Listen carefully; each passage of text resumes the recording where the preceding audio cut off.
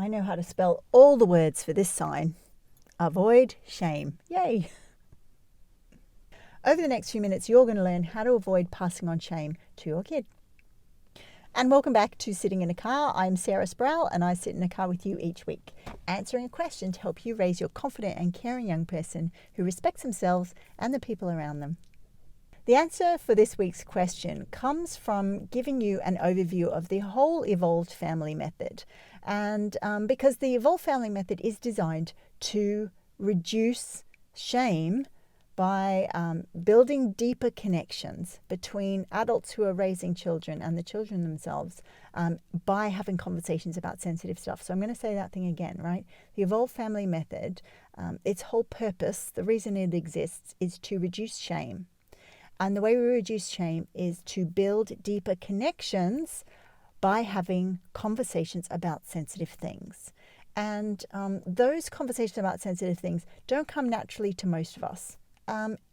Most of you will have had a moment in your life where your child has asked you a question, or something has come on the radio, or an adult has said something in the presence of your child, and they have turned to you and sort of made a comment or a question, and you realize, oh wow, I am not ready to go there with my kid. And that is absolutely normal. So it would make sense that we deeply, deeply want this ability to avoid shame, and at the same time feel perhaps like we're not fully equipped with all the information, skills, and support that we need to do that well.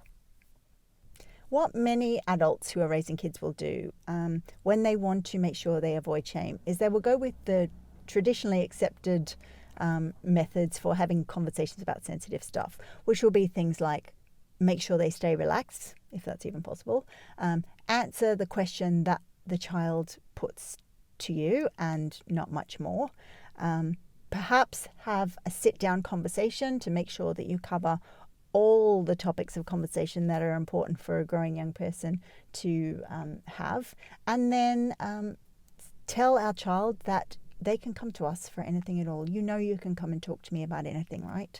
And these would be the sort of the traditional methods of making sure we don't pass on shame and giving our kids the information that we need. That traditional old way has an effect on parents who are raising kids, and I would call that the courageous yet tongue-tied parent. We are courageously doing our best and at the same time don't really feel like we have exactly what we need or the detail that we need to be able to have these conversations in the way that we feel is exactly right for our child. And we're right to feel like we're not sure if we have it right, because a formula like the one I described before about, answering just the question, making sure we feel calm, all this sort of thing, doesn't take into account the individual stories and experiences that we carry as an adult, or the individuality or specific needs of our child. And those two things are super important when we think about shame and how we can reduce the shame that our child learns or discovers for themselves as they grow up. So in this video, we are going to go deeper into how to build connection by talking about sensitive things. And the very nature of connection means that when we feel connected with someone else, shame doesn't exist there. Connection is about openness and being seen and heard, and shame is about not being able to speak up for what we need or feeling like we are somehow damaged, broken, or wrong. So we're going from being the courageous tongue-tied parent to learning to build our evolved communicating family. Let's start. The first pillar inside the evolved family method is the growth pillar. And the growth pillar contains all the ways that we can layer on information over the time that our child grows up. So instead of the old way, which is waiting for our child to ask a question or waiting until puberty has started before we give them all that information about puberty, is that we're laying foundations for all sorts of really interesting conversations in ways that our child understands and makes sense to them. And that's sort of the age appropriate part, I guess. And so when we are having conversations throughout our child's growing up, that becomes really normal and everyday. Just like we are teaching them every day, we brush our teeth, we brush our teeth, we brush our teeth before we go to bed. We're also, by having ongoing conversations about their body and privacy and, body autonomy and the fact that they can say no and all that stuff. There are like hundreds of things we can be talking about. The growth pillar focuses on all those things. I think the growth pillar is particularly important when we're thinking about making sure we don't pass on our own shame to our child, because it can challenge some of those beliefs that we have been given just from our subconscious, just from the way the adults around us spoke when we were young. We may have a belief that it's shameful or it's almost impossible to talk about genitals or pleasure with a child without causing shame. But the growth pillar shows there are multiple ways to have just that one conversation in a way that is not shaming, that is just like, this is our body, this is what it does, it's pretty awesome, you have control of it, So that doesn't sound very shaming, does it? It doesn't sound shaming at all. And the growth pillar really also encourages us to have conversations over and over and over and over and over and over and over again, just like we would if we're teaching our child table manners. You will have heard me talk about this before. How many times in my life did I ask my kids not to eat their peas with their hands? Thousands over their lifetime. And manners are important, right? But there are way more important things to be talking about to do with sensitive stuff. And they deserve thousands and thousands of mentions as well.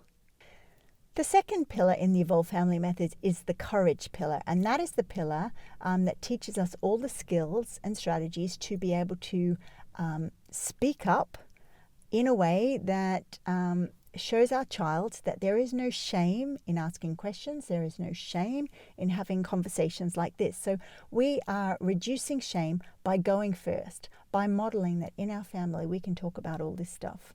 The courage pillar talks about, well, how do we start a sentence? What are the words we actually use to start a sentence? So one of the common ones, one of the 6 that I teach inside the Evolved Family Method in the Evolve School is, I learned something new today. So you are here listening or watching, sitting in a car, and you're learning something new about shame. That if an adult goes first, then it's less shaming for a child when they want to ask a question, but they've never seen anyone talk about that before. So you could say, I learned something new today. That oftentimes in our world, kids don't learn that it's okay to ask adults questions about really embarrassing and awkward things, particularly to do with the body. And Sarah told me that it's best if adults go first. So here I am. I'm going to have a little chat to you about something embarrassing that happened to me when I was a young kid because I didn't know what a vulva was, right? And so we've gone first. Inside the courage pillar too, there are strategies that we can use for when our child does come to us so that they feel like we really see them and we understand and we're taking what they're asking us seriously. Because one of the cultural habits that most of us will have picked up is that if anyone comes to us with a problem or a question, that we're trying to fix things somehow. And inside the courage pillar, we are moving that expectation away because it doesn't create connection. I'm just telling you right now, if you ever had that experience where someone's trying to fix you and all you want to do is talk about the thing, I absolutely have. So fixing does not create connection. And also it makes the person who we're talking to feel bad and wrong and embarrassed for who they are. So we move that fixing mentality away and we learn how to help our child feel truly heard and understood when they come to us with a question or when they're telling us a story of something that's happened with their life. That's the courage pillar. The third pillar for the Evolve Family Method is the kindness pillar. And the kindness pillar is the pillar that gives us the skills and strategies and support to care for ourselves. Because minimizing the shame that we pass on to our children is, it's not necessarily easy work. And so there is a lot of kindness and compassion that needs to come towards us to ensure that we are able to do that without sort of beating ourselves up over the head and saying, we're a bad parent. If only we'd had, we'd only been able to make different decisions in our past, or if only we could speak up more clearly, our kid would have an easier time. In that way lies pain and suffering and hardship, and absolutely not a sense of connection in our family. So the kindness pillar is really important. We're looking at how to treat ourselves with kindness and gentleness and compassion, so that we're not drawing away all the energy that we could use to care for our child, using that energy to sort of like say negative thoughts to ourselves in our heads. So the kindness pillar is very much about that.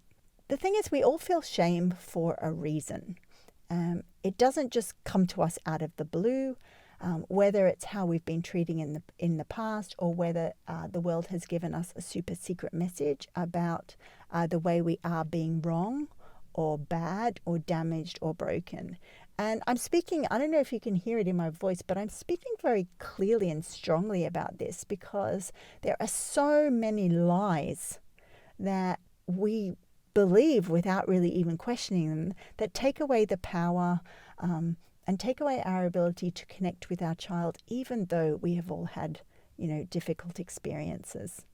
Our stories are where our energy comes from. Our stories are one of the amazing ways we can connect with our children about really complicated subjects that could so easily be turned into something shameful.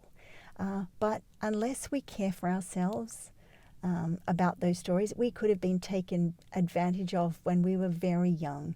And we have lots of fear and worry around our child having experiences like that. So unless we care for ourselves and reach out for help about those stories and experiences, it's going to be a tall order, a hard ask for us to show up in a way that we can break that cycle of shame and silence and fear, and give our child or children something that we didn't have growing up. One day when the time is right, I am going to share a story about there's no probably about it, a very shameful thing that I did that hurt someone I deeply love in my life. And it was years ago now, and it took me a long time to get to that point where I was able to see the complexities of the decision that I made, why I made it, what was absolutely my responsibility, what were the things in that situation that made it super difficult for me to act with integrity and honor. And I will share that story one day, because I absolutely firmly believe that when we share our stories of complexity and hardship that we have managed to overcome, and we've grown into maybe some more understanding or some more awareness, we've developed increased skills around that thing, that those stories can be hugely powerful once we've done our healing around them.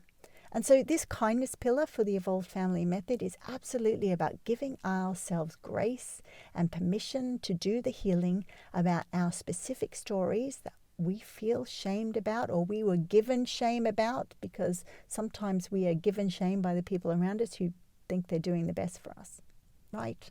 So you can see why these three pillars, the kindness pillar, the courage pillar, and the growth pillar, all work together and weave together to create connection with our child as we talk about sensitive stuff, and reduce the chances that shame is going to grow and affect how able they are to speak up for the things they need and want. So you've just heard the three pillars in the Evolved Family Method that can help you avoid passing on shame to your child.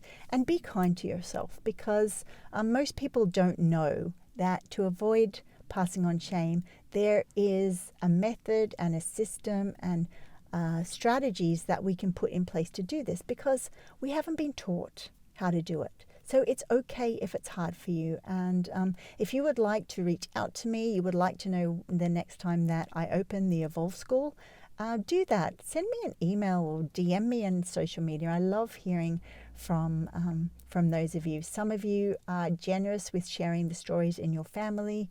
Some of you like to reach out and ask me questions. And all those things help Sitting in a Car be more useful, kind, compassionate, supportive, practical help for those of us raising kids who we want to be, what do I say?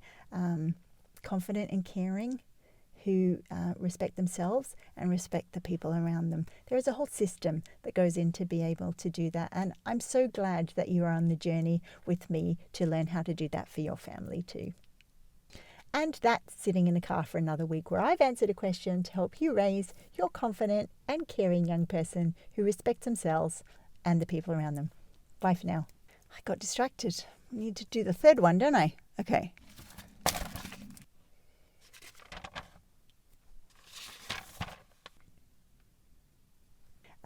So that